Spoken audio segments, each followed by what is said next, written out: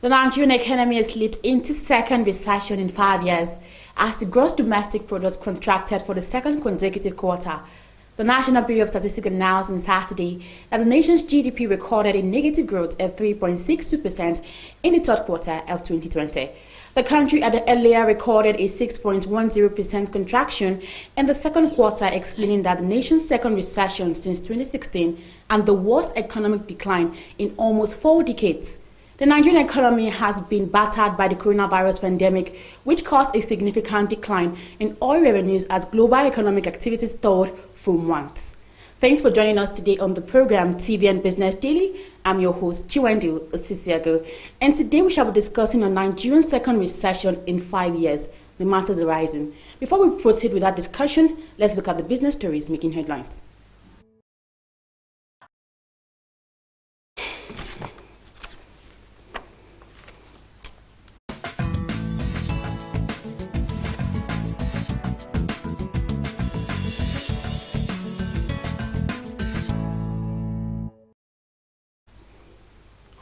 Activities on the floor of the Nigerian Stock Exchange closed in a negative note last week as the oil share index and market capitalization depreciated by 2.57% to close the week at 34,136.82 and 17.84 trillion naira respectively. A total turnover of 11.40 billion shares worth 35.89 billion naira in 39,265 deals were traded last week by investors on the floor of the exchange, in contrast to 4.51 billion shares valued at 58.73 billion naira. The exchange hands the previous week in 4,140 deals. The construction real estate industry measured by volume led the activities chart with 8.53 billion shares valued at 6.05 billion naira traded in 438 deals, thus contributing 74.82% and 16.87% to the total equity turnover volume and value respectively. Trading in the top 3 equities, namely USC Property Development Company PLC, Transnational Corporation of Nigerian PLC, and Jahis Bank PLC, accounted for 9.259 billion shares worth 6.64 billion naira and 1,958 deals, contributing 81.22% and 18.50% to the total equity turnover volume and value respectively.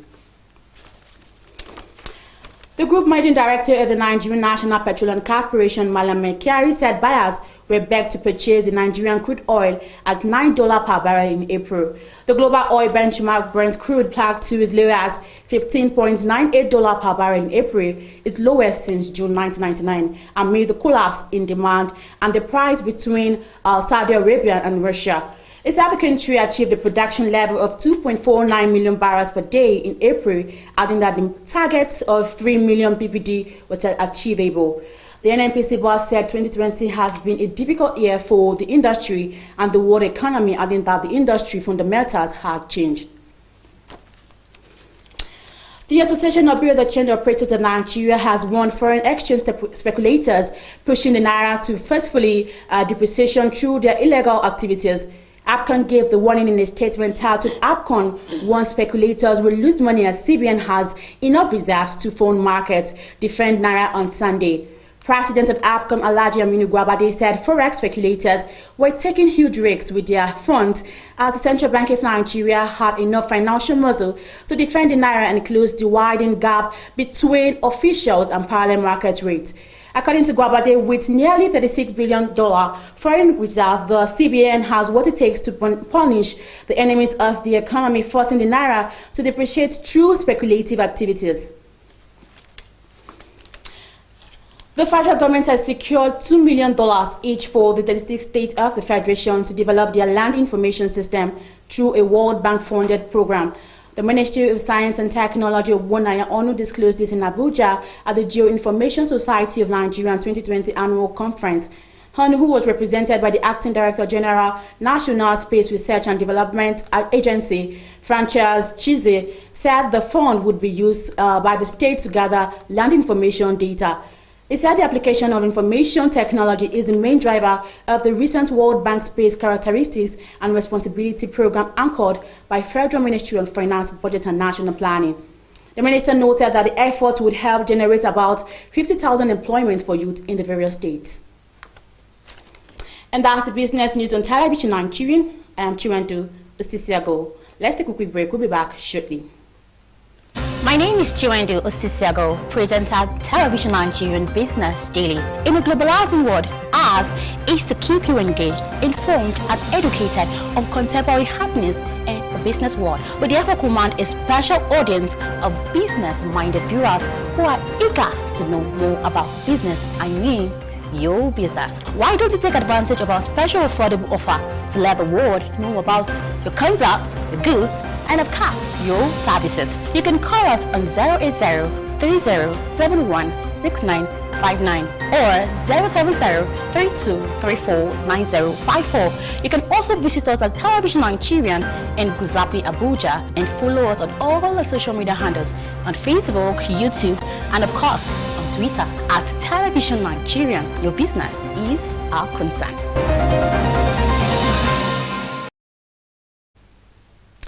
Many thanks for joining us again on the program today. And if you're just joining us, it's TV and Business Daily. Like I stated earlier, we shall be discussing on Nigeria's second recession in 5 years, the matters arising. My guest is in the studio. He is a human capital developer, a capacity builder, and the national president here of Nigeria. Comrade Chris Robert, you're welcome to TV and Business. Thank you, Chiwendu. Yeah, it's good to have you. Nice having you. And how was the weekend? Thank God. We're doing great. Okay. All right, now, Nigeria is into the second recession in just 5 years. And our GDP now has, increased to 3.62%. What exactly is the implication it will have on the Nigerian economy at large?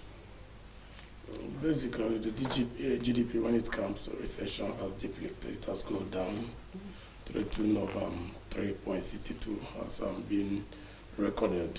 It will cause serious economic strangulation. It will lessen, it will weaken economic activities, basically put more weight on the cost of running businesses, and even affect governance and projects that the governments might want to, embark on, basically. So definitely the effect, the consequence will be very spoken in the economy, and we know that. Okay, so what exactly do you think affected the GDP that contracted to 3.62%? Are you saying it's the other sectors that did not contribute? No. Okay. Basically, I think before now it was also expected. It was as the result of the effect of the pandemic within the second and the third quarter of the year. Okay. And secondly, also because of Nigerian over-dependency on crude oil exportation. So when the pandemic came up, there was lockdown almost everywhere globally, including manufacturing and organization companies that demand, that call for the exportation of these products. So when there is less than that, there are total shutdown of economic activities globally, definitely most most nations that buy from us, most of our key buyers could no longer demand, and about 90% of our foreign exchange is getting through the exportation of the crude oil. So basically, that's what affected it. In fact, more than ever, I think that other non-oil sectors have, tried their best in playing with the level of the same development they have in contributing to the growth of the GDP so far. If not, it would have been seriously worse than what it is now. Okay, so now to a layman's understanding, a lot of people just used to hear Nigerian's recession and they don't even understand what exactly is recession. I have somebody yesterday that was asking me what exactly is recession. Can you just please explain to the layman's understanding what recession is all about and how it works? The word recession is an economic term, okay, that has to explain an economic situation whereby a reduction, a downward, a negative growth in the GDP chart points towards down consistently for 2 quarters. Okay. When a downward growth, a minus growth in the GDP persists for over 2 quarters, that's about 6 months, then it's being declared a recession. That's a simple meaning in layman terms. Okay, we understand. Okay, thank you very much, Comrade Chris Robert. Now, this this recession that has happened now, that Nigeria is going through right now, how long do you think this will persist for? Well, I think at this point we need to be very, very realistic. Mm-hmm. There's this saying that says that when one fails to plan, then we plan to fail. Over the years, Nigeria has not done so much to be able to cushion us or to be able to lift us out of a situation like this.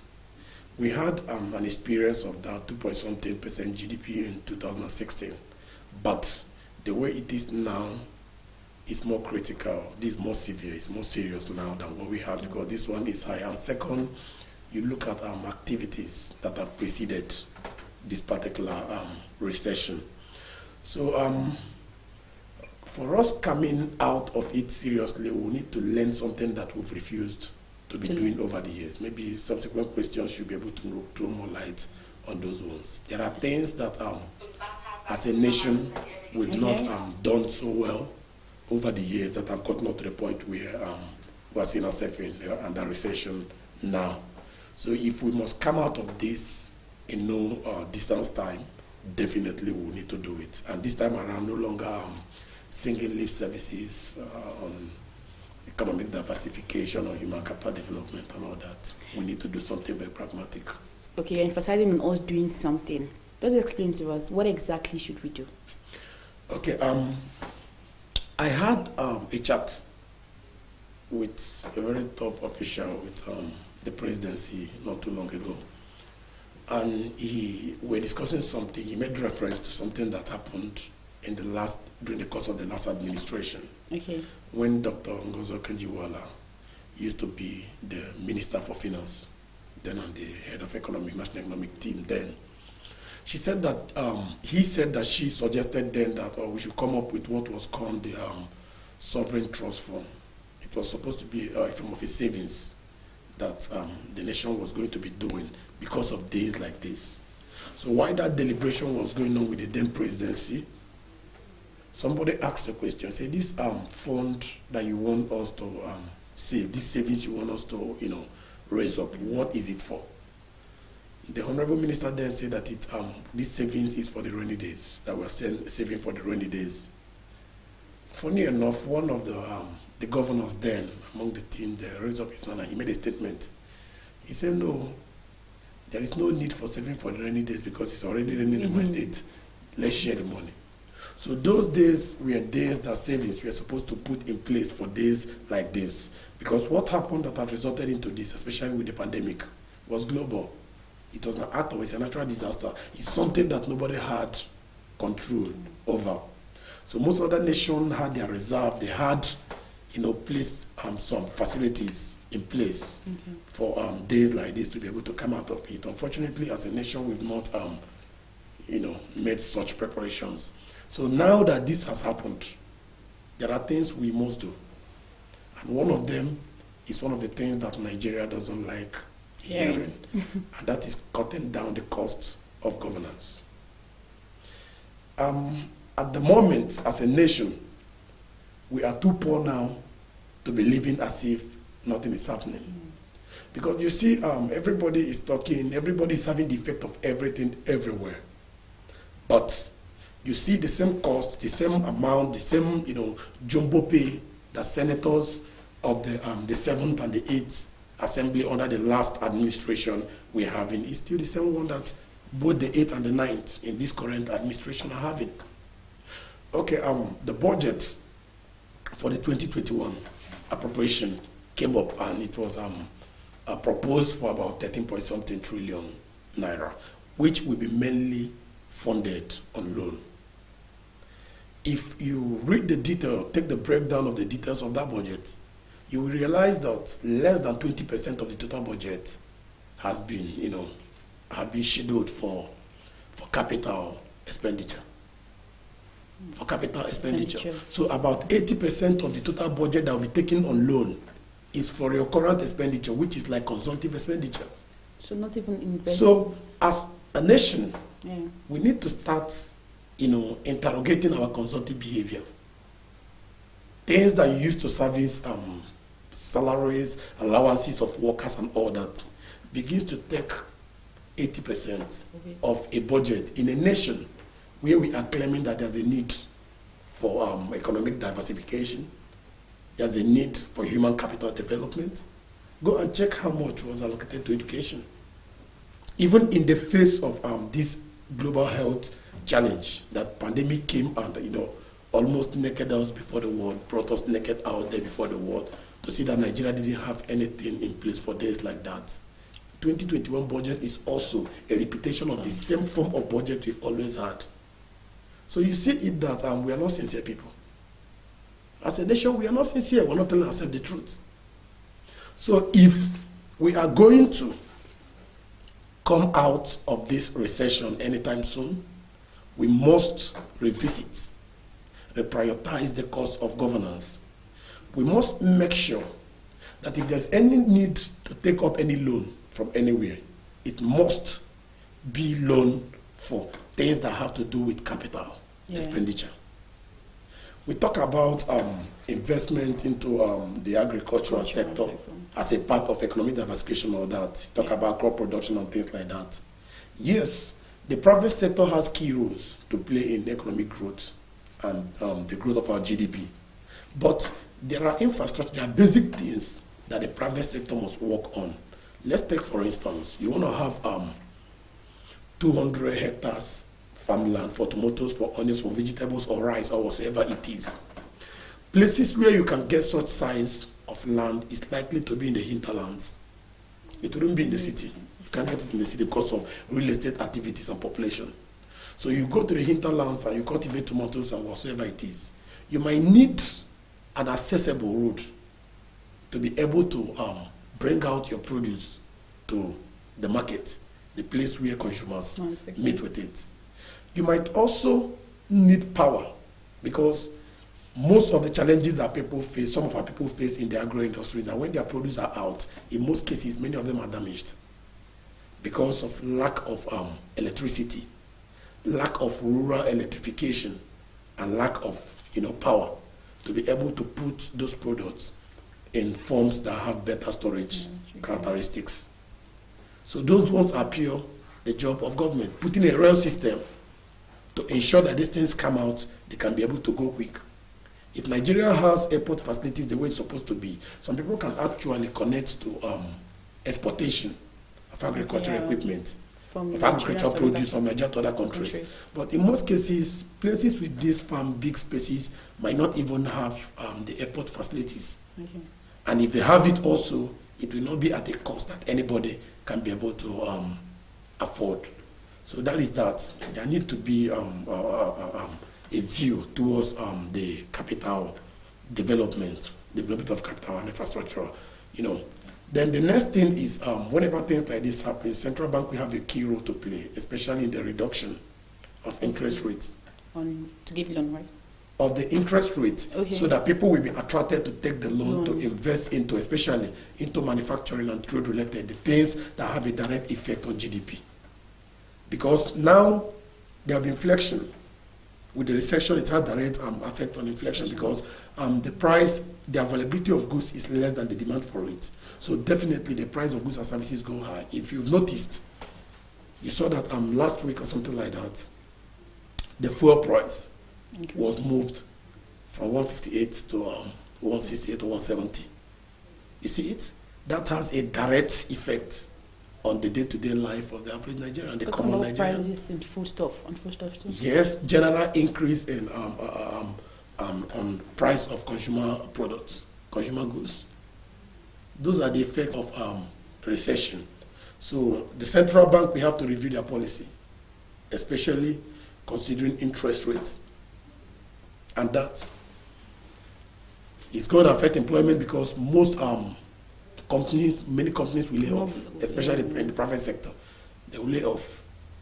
Then also at the microeconomic level, families must begin to reprioritize, to attend to only things that are outrightly or very necessary. Unnecessary expenditure shouldn't be considered now, because entering into this recession comes with very serious uncertainty also. Sure. Yeah. All right, thank you very much, Comrade Chris Roberts. We'll take a quick break now, and then after the break, we'll continue with our discussion. Please don't go anywhere.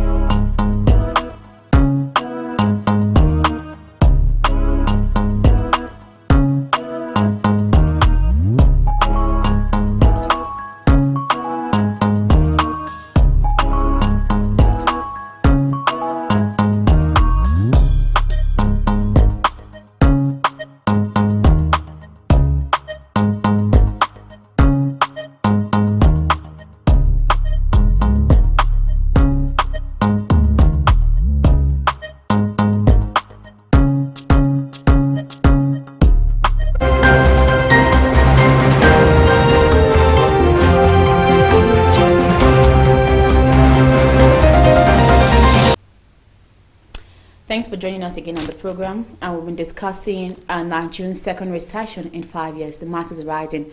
My guest is in the studio who has been discussing with us is a human capital builder and the president of Nigerian, Comrade Chris Roberts. Okay, my next question for you. You talked about this agricultural sector and other sectors. So which sector exactly have contributed immensely to the overall GDP? Okay, prior to this time, we all know that the oil and gas sector has been the key driver of the Nigerian economy for decades. So with the little advancement, the driver of the fourth world economic revolution, which is the tech industry, what has actually, surfaced most or contributed most to the Nigerian economy so far now is the ICT, the tech industry, the ICT. Apart from them, we also have the banking industry. The banking industry have come up. Generally, construction have not done so much. Manufacturing have done a little also with trade.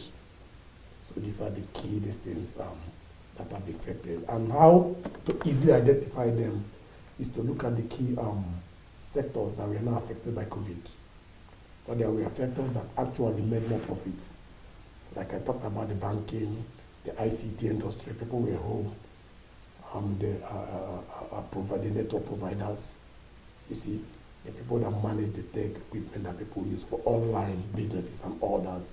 Some of them got profits during the downtimes and all that. So these are people that have contributed a little their own destiny to the sustaining of the little progress Nigeria has made economically. Thank you so much. Okay, now that we're not in Nigerian recession, how can you advise the average Nigerian to survive in the midst of the economic recession? One, I've said it before, that one of the simplest ways to be poor in a nation like Nigeria is to do one thing. So you must also look for something else to attach to whatsoever you do. And whenever I say this thing, I always like making reference to ICT.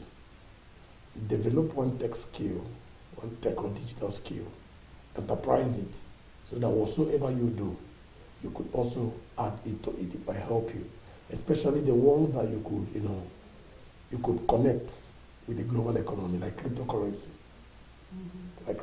Last week used the value for one Bitcoin, one BTC, rose up from 5.4 million naira to 7.2 million naira. It was an interval of hours. So people that have over the years invested, I have one of my boys who had been in the trade for some time. When these things were not as valuable as it used to be, he acquired some BTC, some Bitcoin then. That day with that increment, because he traded with something close to about 10 Bitcoins. Okay. So with that alone, he has moved from maybe 54 million naira to almost 72 million naira, which is so much money in times like this. Definitely. So that's one of the things I tell people: look for a tech and digital skills and embrace it. They are the drivers of the fourth global industrial revolution. That's it. All right, thank you so much, Comrade Chris Roberts. So now your final take. My final take would be on our leadership. There's a man they call Professor Steve Adai. He's one of the most respected administrators, educational administrators in the nation of Ghana. Professor Steve Adai. He said something, and I quote. He said that leadership is a cause. Every other thing is an effect. And there is an adage in my language that says that the fish rottens from the head. If we must correct embarrassment and situations like this as a nation, we must fundamentally start telling ourselves the truth. This current government came on a promise to fight corruption. And if we don't look critically into things like that and sincerely attend to them, we'll always be seeing ourselves in and out of situations like this. So let our leaders lead by example. Let them lead by example. Instead of hardening, the life of the average Nigerian, which already is already on a very high cost, double taxation, high cost of almost everything. We just came out of the COVID. We're not even out of the COVID at all. Why other nations are still, putting up social interventionist programs to stimulate the economy and get their people back to their feet. Nigeria was at the same time increasing electricity tariff, increasing fuel distant. In the midst of this pandemic, Nigeria has increased fuel price twice, from 145 to 158, from 158 to 170, and we are in a nation where there is less attention to regulatory policies, especially to consumer price. In Lagos now, for instance, if fuel was increased from 158 to 160, just 2 naira added to it, the average commuter, public transporter, who used to collect 100 naira for a distance will automatically move to 200 straight because it has added 2 naira. Why? The government knows how much it has added to the price, but there is no engagement with the stakeholders of this industry to ensure that it doesn't have a direct effect, because you leave people to use their conscience. The person that sells the food, people that sells the groceries and other things that everyone needs, you now see them, they use their own discretion and what they feel. And you know that business is generally about, it's great. It's generally about profit making.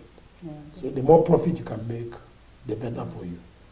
So my final take would be to the government. Let them lead by example. Thank you. Okay, are you saying government should just lead by example, or we citizens of Nigeria?